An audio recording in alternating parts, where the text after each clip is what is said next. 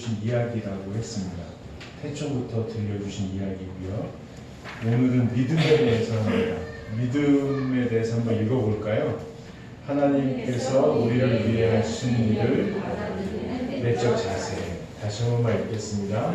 하나님께서 우리를 위해 하신 일을 받아들이는 내적 자세. 믿음은 받아들임입니다.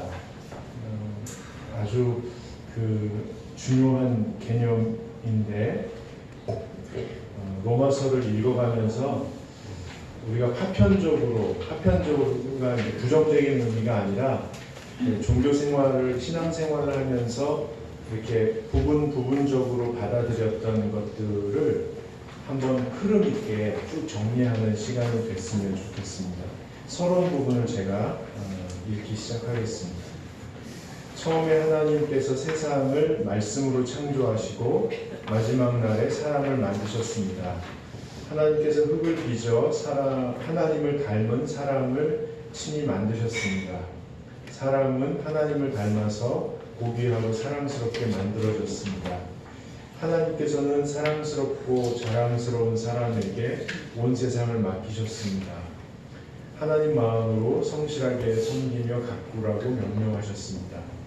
하나님께서는 사람을 그토록 신뢰하셨습니다. 하나님께서 사람을 사랑스럽고 신뢰할 만한 존재로 만드셨습니다. 사람들은 항상 하나님 앞에 나갈 수 있었습니다. 하나님 크신 품에 안겨 살았습니다. 하나님 시선 아래 사람은 자기가 사랑스럽고 신뢰받을 만한 존재라는 사실을 인식하며 살았습니다. 하나님께서는 사람과 맺은 이 아름다운 관계를 옳다 여기셨습니다. 그 안전한 관계 안에서 사람들은 하나님을 닮아 온전하게 자라났습니다. 하나님 마음으로 세상을 더 아름답게 가꾸었습니다. 이것이 하나님과 사람이 맺은 관계이며 이 관계를 옳음 또는 바름이라고 합니다. 성경에서 말하는 하나님의 의, 하나님의 옳음은 이것입니다. 하나님께서는 사람이 하나님께서 만드신 세상에서 마음껏 살 수 있도록 자유를 주셨습니다. 단 하나님을 존중하고 그 권위 아래서 살도록 명령하셨습니다. 하지만 사람은 하나님 말씀에 불순종하는 선택을 했습니다. 그 결과 죄가 이 세상에 들어왔습니다. 죄는 하나님과 사람 사이를 갈라놓았습니다. 사람 내면에 숨어들어가 사람이 하는 모든 것이 죄악으로 얼룩지게 만들었습니다. 사람은 죄가 죄인지도 모르고 죄악 가운데 살았습니다. 절대 절망 속에서 하나님의 옳음과 바름을 망가뜨렸습니다. 지난주 우리는 로마서 말씀 같이 읽겠습니다. 내가 복음을 부끄러워하지 아니하노니 이 복음은 모든 믿는 자에게 부어주시는 하나님의 능력이 됨이라. 먼저는 유대인에게로 그리고 헬라인에게로다. 복음에는 하나님의 나라가 나타나서 믿음으로 믿음에 이르하나니 이렇게가 오직 의인은 믿음으로 말미암아 살리라 함과 같으니라. 을 통해서 하나님께서 우리에게 들려주시는 회복에 관한 좋은 소식을 들었습니다. 그 회복이란 도대체 어떻게 일어날 수 있었던 것일까요? 오늘 그것에 대해서 나누겠습니다. 하나님께서 아들이신 예수 그리스도를 희생 제물로 삼으셨습니다. 처음에 하나님과 우리가 맺은 올바른 관계를 회복시켜 주신 것이죠. 말씀 부분은 같이 읽겠습니다. 모든 사람이 죄를 범하였음에 하나님의 영광에 이르지 못하더니 그리스도의 안에 있는 성령으로 말미암아 하나님의 은혜로 값없이 의롭다 하심을 얻은 자 되었느니라. 하나님께서 우리 본래 모습을 회복시키시기 위하여 하나밖에 없는 아들 예수 그리스도를 희생 제물로 삼으셨습니다. 예수께서 흘리신 피로 말미암아 우리가 지은 죄와 허물이 모두 씻겼습니다. 우리는 온전히 회복되었습니다. 곧 이때에 자기의 의로우심을 나타내사 자기도 모르시며 또한 예수 믿는 자를 의롭다 하여 하십니다. 그러니까 우리가 온 우주보다 소중한 존재이기 때문에 우리를 회복시키시기 위해 하나님께서 하실 수 있는 최선의 것, 가장 소중한 하나밖에 없는 아들을 희생 제물로 삼으신 것입니다. 가장 소중한 것을 회복시키시기 위해 가장 소중한 것으로 값을 치르신 것이죠. 하나님께서 회복하신 오름과 바름을 위해서 우리가 한 것은 아무것도 없습니다. 우리가 행하는 일에 하나님이 응답하시는 것이 아니라 사실은 하나님께서 행하시는 일에 우리가 응답하는 것입니다. 마침내 우리가 이 사실을 깨닫습니다. 우리의 삶이 하나님과 또 다른 모든 사람들과 닮아주어 나가려면 우리가 그분의 발걸음을 따라야지 거만하고 초조한 마음으로 우리가 행진을 이끌어서는 안 됩니다. 더 메시지 성경 버전입니다. 그렇다면 하나님께 우리가 할 수 있는 응답, 즉 반응은 무엇일까요? 그것이 바로 믿음입니다. 그 밑줄 그은 부분이 이 설교의 중심 주제이기 때문에 우리가 같이 읽겠습니다. 믿음은 하나님과 하나님의 선하신 성품 그리고 하나님께서 우리를 위해 하신 일을 고스란히 받아들이는 겸손한 내적 자세입니다. 네, 이것이 기독교가 말하는 믿음의 핵심입니다.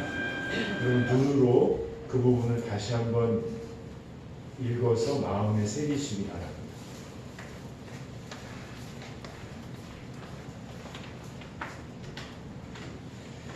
믿음이 하나님께서 우리하고 맺으신 올바른 관계 안으로 다시 들어가게 하고 그 안에서 살 수 있게 하는 유일한 길입니다.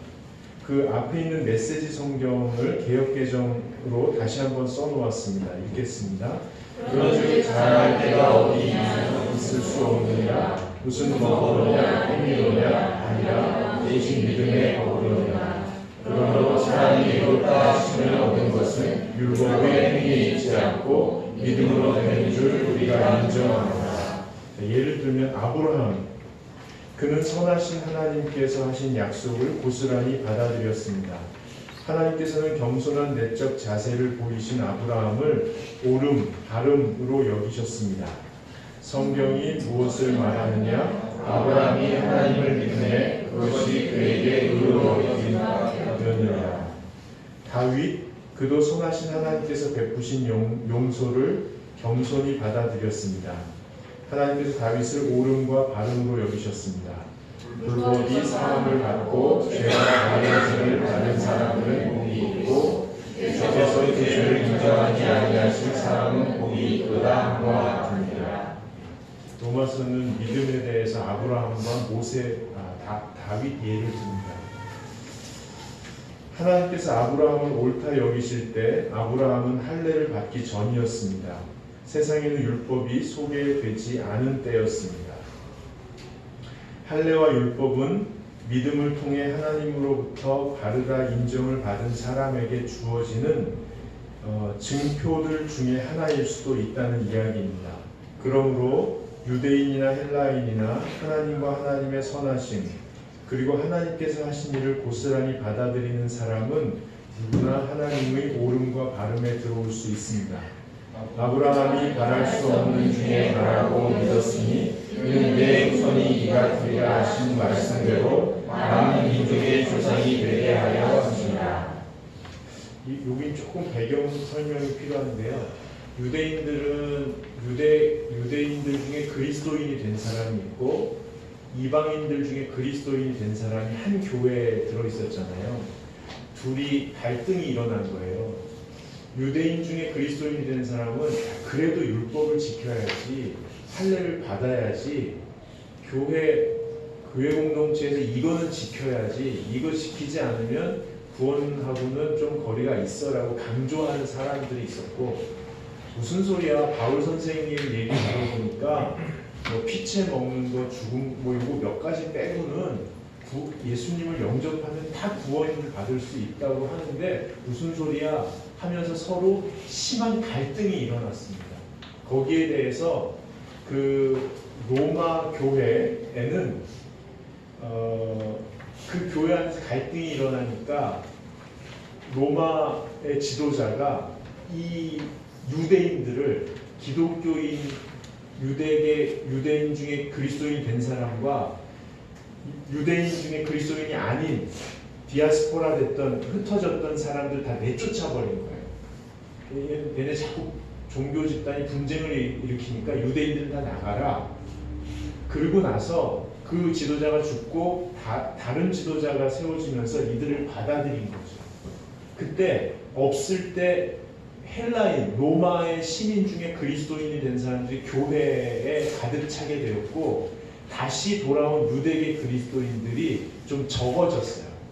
그러다 보니까 헬라 그리스도인들이 소수의 유대인, 야 율법은 무슨 할례는 무슨 너희들 하면서 계속 뭐라고 눈치를 준 거예요. 거기에 대해서 바울이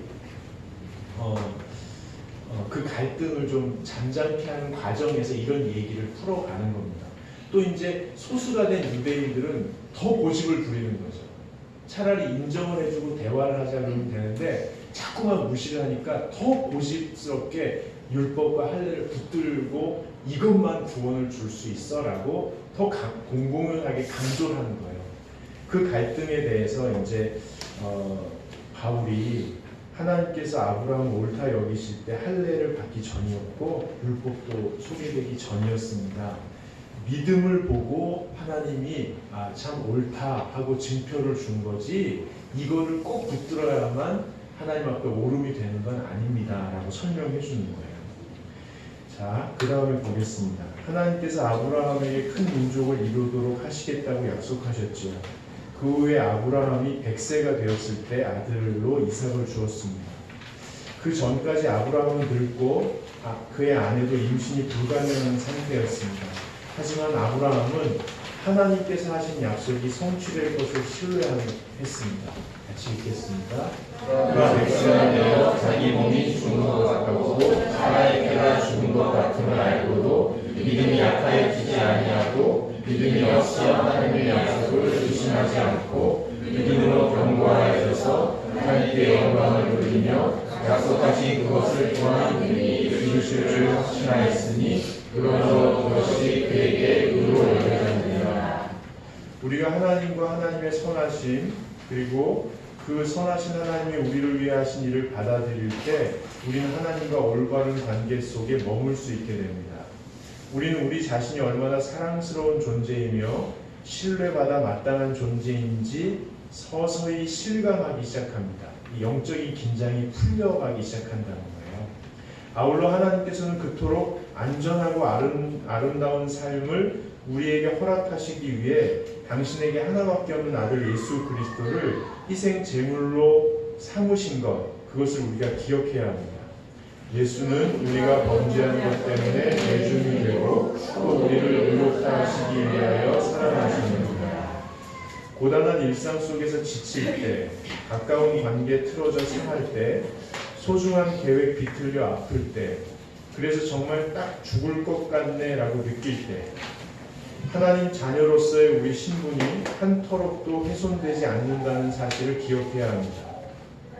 아울러 생명의 주인 되시는 하나님 품에서 우리가 조금도 벗어나 있지 않다는 사실도 기억해야 합니다.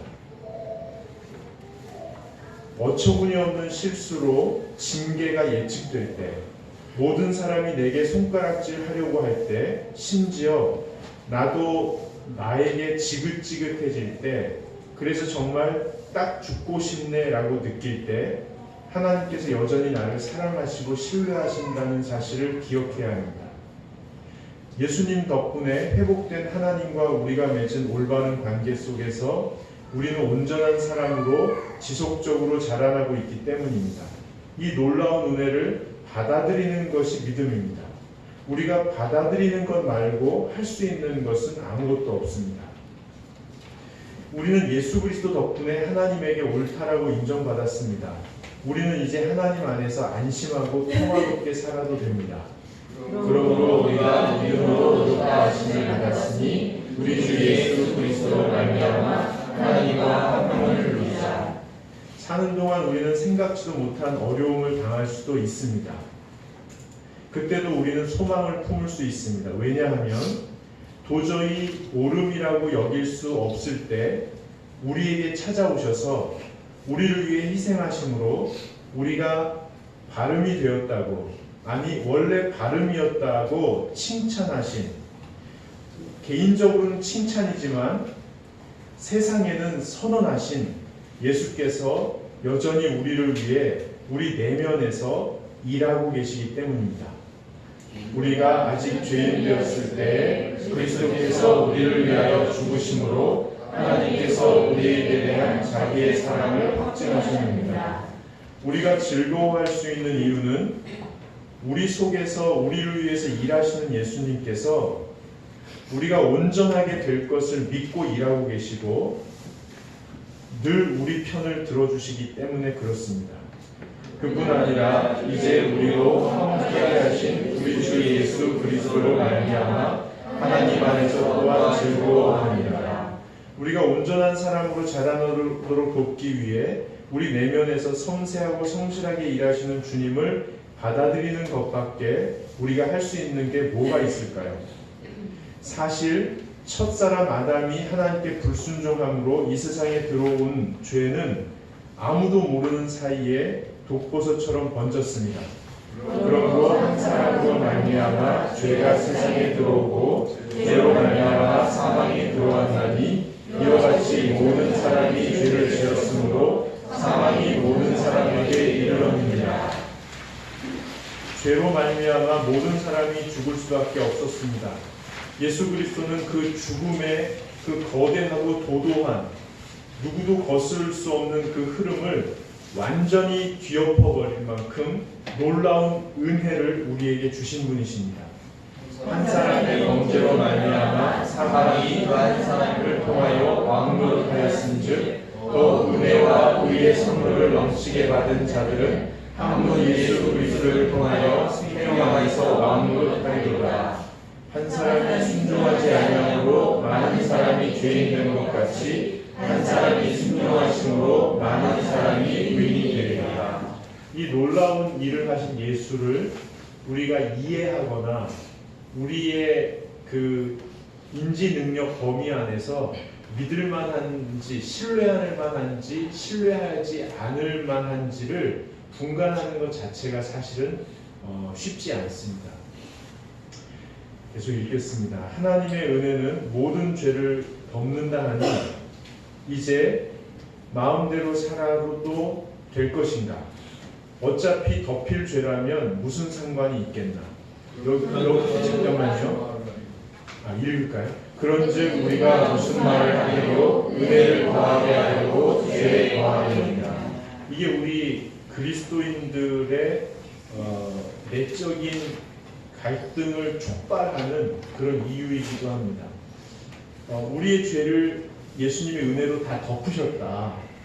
그리고 죄가 아무리 많아도 은혜로 덮으실 수 있는 분이다.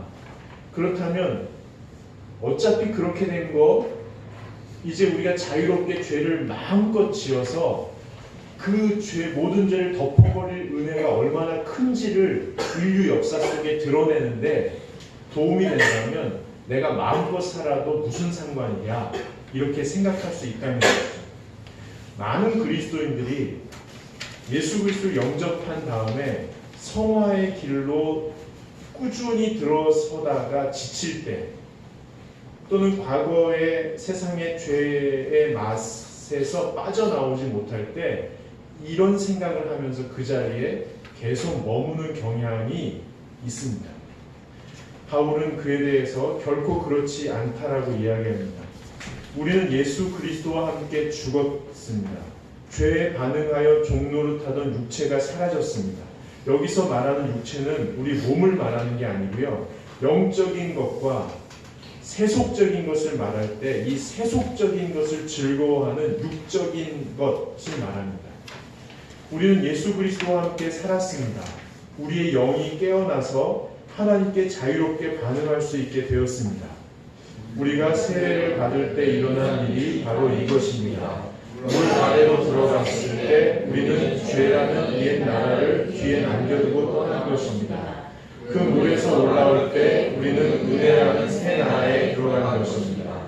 그러니 이제 우리는 더 이상 죄에게 반응하지 않아도 됩니다. 하나님에게만 반응하며 살아도 되는 자유로운 존재가 되었습니다.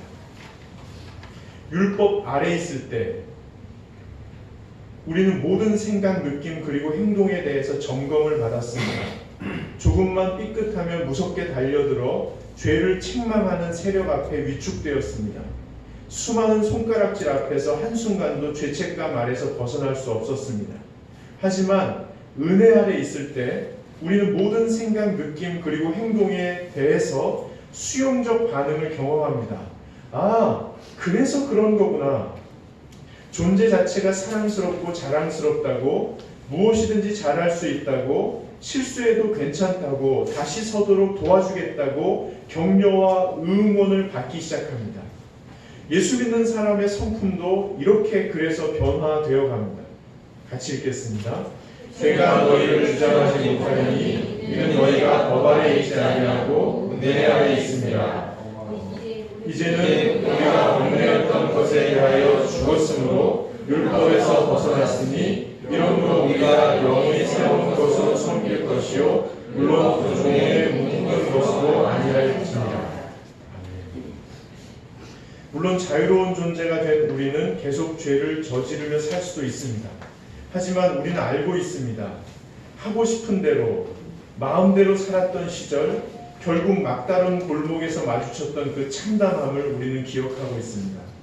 너희가 그때 무슨 열매를 얻었느냐? 이제는 너희가 그 일을 부끄러워하니 이는 그 마지막이 사망이라. 그러니 이제 선하신 하나님께 반응하며 살도록 합시다. 선하신 하나님과 하나님께서 우리를 위해 하신 놀라운 일을 고스란히 받아들입시다. 믿음으로 반응하는 우리 내면에 하나님께서 함께 하십니다. 하늘 생명력으로 충실하게 채우셔서 지금 여기에 자유롭고 평화롭게 서게 하십니다. 죄의 삭은 사망이요 하나님의 은사는 그리스도 예수 우리 주 안에 있는 영생입니다. 이제 우리는 율법과 헤어지고 은혜와 결혼했습니다. 예수님과 함께 죽었고 예수님과 함께 살아났습니다. 그렇다고 너무 율법 뭐 별거 없네 라고 가볍게 말할 수는 없습니다. 어떤 사람들이 이렇게 생각하죠. 어차피 은혜를 주실 텐데 뭐하러 하나님께서는 이스라엘 민족을 선택하셔서 그들에게 율법을 주시고 할례를 주셨을까? 이거 필요 없는 일을 왜 하셨을까? 이렇게 반문을 제기합니다. 하나님 왜 쓸데없는 짓 하셨어요? 예수님과 함께 죽었고 예수님과 함께 살았습니다. 그러나 바울은 이렇게 이야기합니다. 율법은 하나님께서 만드신 것이기 때문에 신령한 것입니다. 그리고 율법은 그 역할을 다 했습니다. 그 역할은 무엇이냐면 우리에게 죄를 죄라고 알려준 것이죠. 죄가 죄인지도 모르고 죄를 식후에 먹는 맛있는 과일처럼 먹었던 우리에게 지금 당신이 맛있게 먹고 있는 그게 죄야 라고 가르쳐준 것입니다. 율법이 죄마다 이름표를 붙여주자, 죄목을 붙여주자 이름표를 들고 나타난 죄는 전보다 더 매력적으로 우리에게 다가왔습니다. 하지 말라고 하면 더 하고 싶지 않습니까? 어느새 우리는 하지 말아야지 하면서도 전보다 더 그 죄를 달콤한 과일처럼 흡입하게 되었습니다. 이로 인해서 율법은 우리에게 그 죄가 얼마나 치명적인가를 낱낱이 알려준 것이죠. 율법은 자기 역할을 충실하게 감당한 것입니다. 다시 말해 죄가 선한 것에 속해 숨어 들어가 나를 유혹하고 나로 하여금 나 자신을 파멸시키는 일을 하게 만든 것입니다. 죄는 하나님의 선한 계명 속에 숨어서 자기 혼자 할 수 있는 것보다 훨씬 큰 해악을 끼칠 수 있었습니다. 우리는 누구나 잘 살고 싶죠. 무엇을 해야 하고 무엇을 하지 말아야 되는지 알고 있습니다. 그렇지 않습니까? 그리고 하나님이 기뻐하시는 일과 기뻐하시지 않는 일을 분명히 알고 있습니다. 하지만 우리는 하나님께서 기뻐하시는 일은 하지 않고 기뻐하시지 않는 일을 합니다. 때로는 큰맘 먹고 절대 그렇게 하지 말아야지 할 때도 있지요. 그러나 여지없이 그 하지 말아야지 결심한 그 일을 하고 있는 자신을 발견하게 됩니다. 우리 속에 도대체 무슨 문제가 생긴 것일까요? 듣고 배워서 알게 된 좋은 것을 지키고 싶은 마음은 굴뚝 같지만 실행하지 못하는 이유는 도대체 무엇일까요? 죄가 우리를 그토록 망가뜨려 놓은 것일까요? 내 손, 곧 내 육신에 선한 것이 거하지 아니하는 줄을 아노니 원함은 내게 있으나 선을 행하는 것은 없노라. 내가 원하는 바 선을 행하지 아니하고 도리어 원하지 아니하는 바 악을 행하는도다. 만일 내가 원하지 아니하는 그것을 하면 이를 행하는 자는 내가 아니요 내 죄에만 죄니라. 우리 안에는 이미 밝혀진 바와 같이 하나님께 반응하려는 선한 의지와 죄에 반응하려는 악한 의지가 동시에 있습니다. 이제는 모르고 악한 의지에 따라서 종노릇했다면 예수 그리스도가 우리 대신 희생하심으로 그 육적인 우리가 죽었기 때문에 우린 영적으로 다시 살아났기 때문에 이제는 이 악한 의지에 반응하지 않아도 되는 자유가 생겼습니다. 그럼에도 불구하고 우리는 죄성이 우리 안에 살아있어서 끊임없이 악한 의지에 반응하게 되죠. 우리 안에 싸우는 이 두 가지 의지 사이에서 지쳐서 쓰러질 때가 한두 번이 아닙니다. 그렇다면 우리가 정말 살면서 던져야 할 가장 중요한 질문이 이것입니다. 누가 이 고통스러운 갈등 속에서 우리를 벗어나도록 도와줄 수 있을까? 누가 우리에게 정말 안정감과 평화로움을 선물해 주실 수 있을까? 누가 우리를 자유케 해서 정말 은혜를 누리며 나답게 온전하게 살아갈 수 있도록 도와줄 수 있을까? 내 속사람으로는 하나님의 법을 즐거워하되 내 지체 속에서 한 법이 내 마음에 못과 싸워 내 지체 속에 있는 죄의 법으로 나를 사로잡는 것을 보는도다. 오늘 나는 공부한 사람이로다. 이 사망의 몸에서 누가 나를 건져내리라. 이렇게 로마서 7장까지가 마무리됩니다. 여러분, 어린아이들은요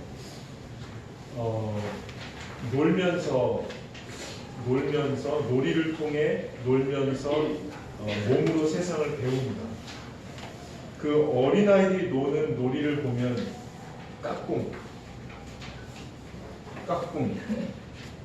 숨바꼭질, 또 보물찾기, 퍼즐 맞추기 이런 것들입니다. 대부분 발견하는 거죠. 아이들은 발견하고 놀이를 통해서 발견하고 그 발견하는 것에 놀라워하며 세상을 배우고 자기 몸으로 배워가면서 희열에 휩싸입니다. 그래서 에너지가 다할 때까지 미친 듯이 놀고 진이 빠져서 쓰러졌다가도 또 발견할 놀이에 자기를 던져버립니다. 그렇게 아이들은 놀면서 세상을 발견해갑니다. 그리고 중요한 관계를 받아들이면서 세상의 관계를 넓혀가죠. 내가 너의 엄마란다. 마음에 들지 않는데요.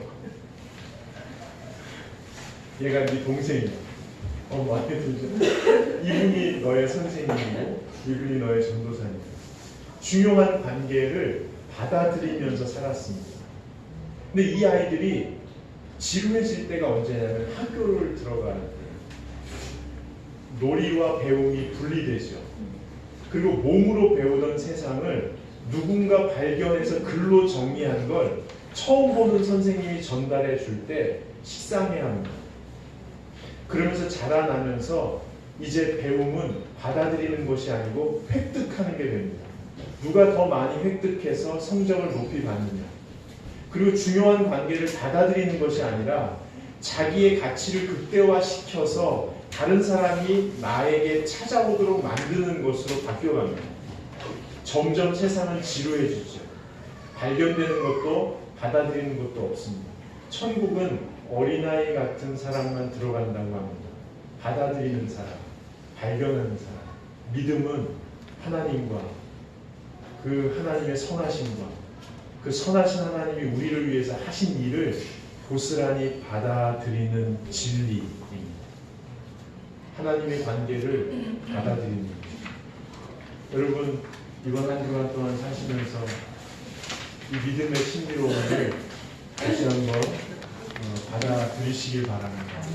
놀라워하시고 즐거워하시고 기뻐하시기를 바랍니다.